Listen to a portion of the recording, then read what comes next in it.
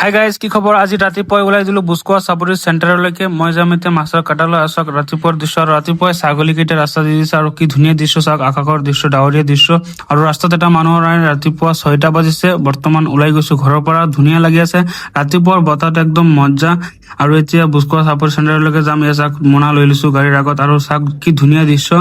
এতিয়া মাছ আনিব গৈ আছো।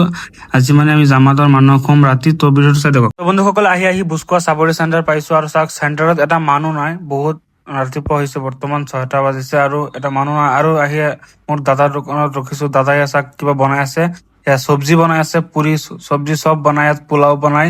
তো ইয়াত মানুহ আহে, বেপাৰীসকল আহে, বিশেষকৈ মাছ বেপাৰীসকল আহে। আমিও খাওঁ, সদায় খাওঁ ৰাতিপুৱা আহিও। আৰু বৰ্তমান 6টা বাজিছে, তো ৰাতিপুৱা 4টা বজাত দোকান খোলে দাদাই।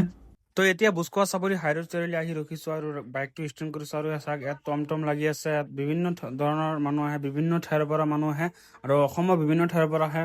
নগাঁও, গুৱাহাটী বা শিৱসাগৰ বা তো মাছটো লৈ আকৌ আহি গৈছো চাদাম্বাৰ দোকানত। চাদাম্বাৰ পুৰি বনাইছে, কি ধুনীয়া কৰি চব্জি, কি ধুনীয়া চব্জি বনাইছে। তো এতিয়া খাম, মাছটো দেখুৱাম আপোনালোকক। তো ভিডিঅ'টো চাই থাকক, যদি ভাল লাগে লাইক কমেণ্ট